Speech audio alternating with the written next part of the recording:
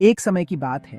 एक धनवान व्यापारी था जिसके पास अपार संपत्ति थी, लेकिन उसके जीवन में एक दुख था कि उसके कोई संतान नहीं थी। उसने हर प्रकार से पूजा पाठ, दान पुण्य और उपवास किए, लेकिन उसे कोई संतान प्राप्त नहीं हुई। एक दिन वह अपनी चिंता लेकर किसी साधु महात्मा के पास गया। महात्मा जी ने व्यापारी की व्यथा सुनी और उसे सोमवार का व्रत करने का सुझाव दिया।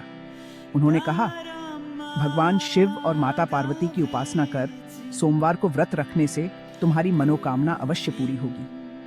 व्यापारी ने महात्मा जी के बताए अनुसार पूरे श्रद्धा और नियम से सोमवार का व्रत रखना शुरू किया। कुछ समय बाद व्यापारी की पत्नी गर्भवती हो गई और उसे एक सुंदर पुत्र की प्राप्ति हुई। इस सुख से व्यापारी और उसकी पत्नी बेहद प्रसन्न हुए। उन्होंने भगवान शिव की महिमा का गुणगान किया और हर सोमवार को शिव जी की पूजा और व्रत करने का नियम बना लिया।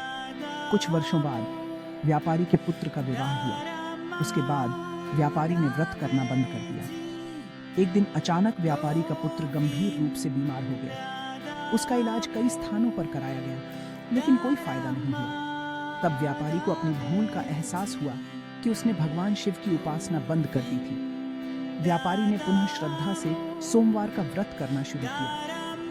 भगवान शिव की कृपा से उसका पुत्र पूर्ण रूप से स्वस्थ हो गया।